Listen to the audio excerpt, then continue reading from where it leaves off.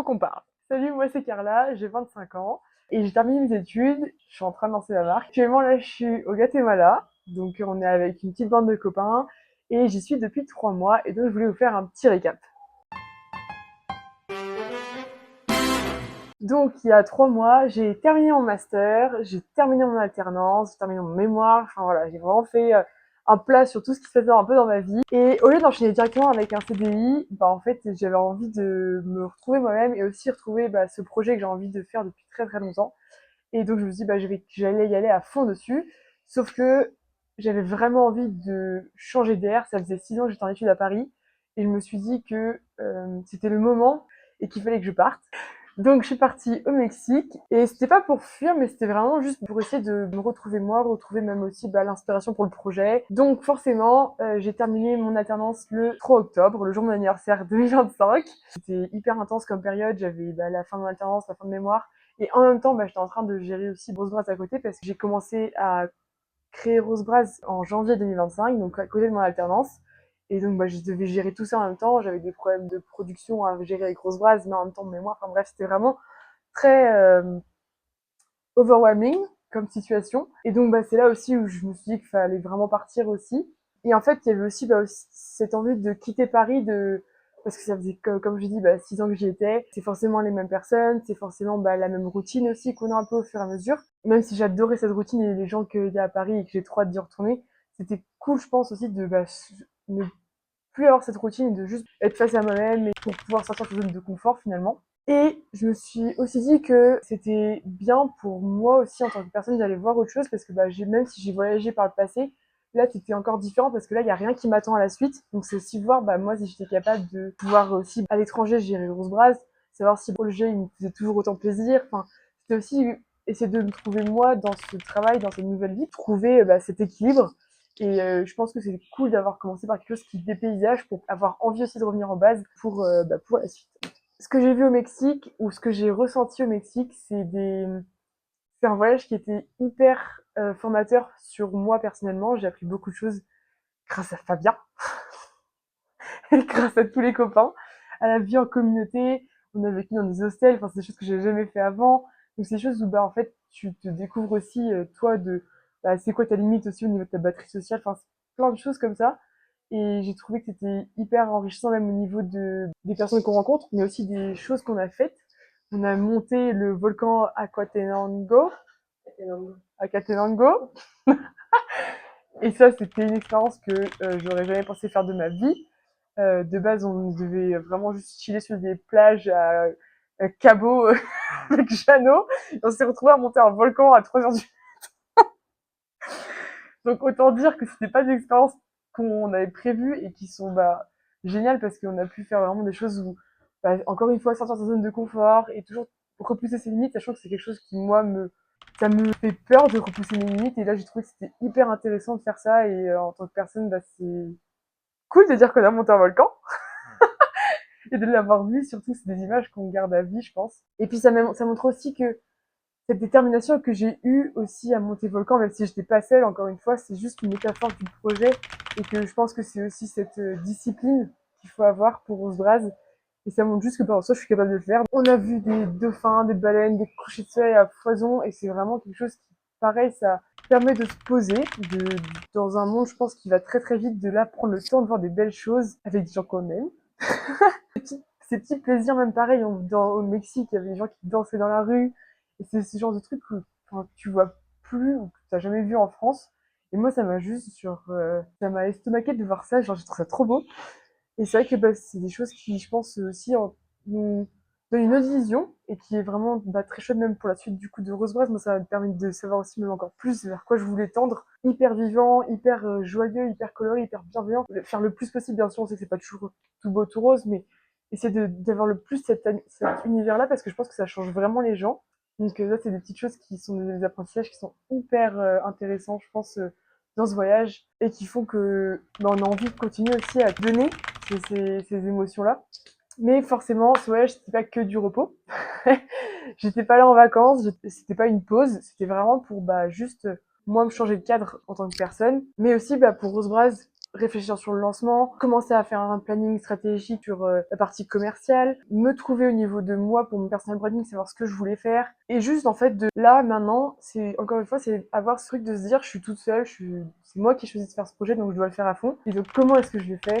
Et c'est vrai que là ça m'amène du coup vraiment face à moi-même et face à qu'est-ce que je suis capable de faire. C'est pas toujours facile. Franchement, c'était un peu galère. Il y a des fois, vraiment, j'avais pas envie de me lever le matin. Et j'avais juste envie de chiller au lit. Mais voilà, c'est mettre ce coup de pied au cul, finalement, qui va faire que, après, on est trop content de ce qu'on a fait et que, on peut encore plus profiter de la journée. J'ai vraiment, structuré mes journées en étant, et ça, c'est cool parce que tout le monde a été hyper discipliné sur ça. Parce que j'étais pas toute seule à travailler. Et ce qu'on faisait, c'est que du coup, on se levait le matin, pas trop tard en général. Soit on se faisait une petite marche, un peu de yoga, et pour vraiment se mettre en jambe dans la journée. Après, on travaillait au moins jusqu'à midi, 14h. Ça dépendait de l'heure à laquelle on mangeait. Et en général, ce qu'on faisait, c'est que pour l'après-midi, on profitait. Et je trouve que c'est chouette d'avoir pu travailler sur mon projet et en même temps avoir découvert le Mexique et le Guatemala, sachant que ça aurait été bête de faire que le projet à fond et de rien voir. Et en même temps, je me serais sentie hyper coupable d'avoir fait que le Guatemala et le Mexique et d'avoir rien fait sur Rosebras en même temps. Ça a fait que du coup, j'ai vraiment pu prendre l'air et en même temps, j'ai quand même pu continuer à avancer sur plein de choses. Là, normalement, les protos sont en cours pour les 3 autres modèles. Bon, ça va clairement faire du retard sur le lancement, mais c'est pas grave parce qu'on va trouver des solutions. J'ai aussi fini mon dossier, mon prévisionnel. C'est des choses qui prennent du temps, qui sont hyper galères, sachant que je suis pas forcément très à l'aise avec les chiffres, donc on apprend et on fait. Et c'est comme ça aussi que ça fonctionne. C'est en faisant. Et continuer à poster toujours sur les réseaux, partager toujours autant de backstage comme on a toujours fait. Et aussi trouver pas mal d'inspiration pour la collection de l'hiver prochain. Donc ça c'est cool. Là j'ai un peu des pistes, rien n'est fait et dans tout cas je vais toujours partager peut-être dans une prochaine vidéo. Genre sur YouTube. Et ça m'a beaucoup appris sur moi du coup personnellement, sachant que je pensais bien me connaître en arrivant ici en soi, mais au final peut-être pas. Il y a beaucoup de situations où j'ai été confrontée à moi-même et il y a beaucoup de moments où je me suis sentie hyper négative et la preuve ça a eu un impact un peu sur mes proches. Et c'est là où... On va faire une petite pause je pense. Non mais c'est top, il y a des émotions, moi j'y suis là. A few moments later. Donc forcément ce voyage, oui ça m'a appris sur moi pour le pro avec Rose Brass, comment travailler, la discipline, etc. C'était trop bien. Mais ça m'a aussi appris du coup sur le côté perso. En soi, vu qu'on sort de sa zone de confort, forcément il y a des moments où c'est pas facile de devoir gérer comment est-ce qu'on gère cette dose de travail, comment est-ce qu'on gère cette dose de plaisir aussi en étant dehors à faire plein de trucs avec les copains.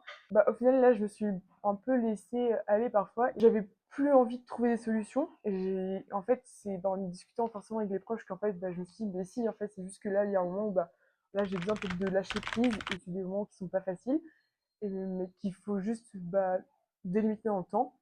Parce que voilà, j'ai eu des moments où ça allait pas très bien, j'étais peut-être pas forcément très fun, pas forcément très cool, mais c'est ok parce que c'était juste le moment où il fallait que je retrouve et que je me ressente moi-même. Et c'est là où en fait maintenant du coup je sais ce que je dois plus faire aussi quand j'ai un problème. Maintenant enfin voilà, je sais qu'il y a forcément une solution, même si peut-être qu'elle prend du temps à émerger, elle sera toujours là. Et aussi que c'est ok de si un jour on le sent pas, on le fait pas et ce sera juste pour me faire 2 fois mieux demain. On va plus faire le rôle de girl boss et on va faire la slow CEO life maintenant. On prend les choses, on les accepte, on les prend et on prend le temps de les digérer. Et si c'est bien, tant mieux. Si c'est pas bien, tant pis, on laisse de côté. Donc, maintenant, c'est quoi la suite? Donc, ça fait presque 3 mois, un peu moins, 2 mois et demi qu'on est en voyage. Et je pense que c'est le temps de rentrer. Donc, retour le 2 février. Je rentre, du coup le 3 parce que le temps de voyage. Mais retour le 2 février parce que en discutant encore une fois, je devais rester plus longtemps, mais en final, je me suis dit que peut-être que non, parce que ça allait trop me stresser, j'avais peut-être trop de choses que j'allais devoir gérer de loin et qui pour moi n'allaient pas être faciles à gérer, et que ça allait peut-être encore une fois entacher le voyage, j'ai pas envie de ça, j'avais envie de garder un bon souvenir et pas d'être juste contrainte de rester là parce que j'avais envie de continuer à voyager et faire plaisir aux gens que j'aime, etc. On rentre chez les parents, ce n'est pas un échec, c'est une stratégie. Le but, forcément, c'est d'économiser pour Rosebras aussi, de pas trop dépenser. Il y a un intérêt aussi par rapport à ça. Mais aussi de lock-in. On va se focus à fond sur Rosebras pour 2026. J'ai envie que ce lancement soit réussi. J'ai envie que cette marque réussisse. Forcément, je serai bien entourée. L'environnement me plaît. Et en soi, je suis pas bloquée. Si je veux bouger, je peux aller à Paris voir les copains. Si je veux, je peux aussi retourner au Mexique voir les copains. Mais ça coûte plus cher. Mais c'est vrai que c'est des choses où, voilà, je suis pas non plus bloquée, mais en même temps, j'ai un objectif, donc pour moi, bah, je peux pas l'atteindre si je vadrouille partout, même si c'était cool, et je suis contente de l'avoir fait. Au moins maintenant, j'ai rien à regretter. Donc je sais que là, j'ai envie de rentrer pour lock-in et vraiment faire que ça, parce que bah, pour moi, c'est le projet, enfin, de ma vie pour l'instant, donc j'ai envie de le réussir et de tout donner en fait pour que ça marche. Donc pour moi, c'est cette vision-là, c'est de bah, forcément structurer, construire tout ce que j'ai commencé à construire en 2025, l'accomplisse vraiment en 2026 et que les choses soient mises en action et qu'il y ait des choses qui se passent en 2026. Et donc, bah, si tu as envie de suivre la construction de Rose Braz, ma construction personnelle et professionnelle, de la vraie vie sans filtre d'une CEO en construction finalement, et ben tu peux t'abonner et la suite commence maintenant. Bisous, Ferré.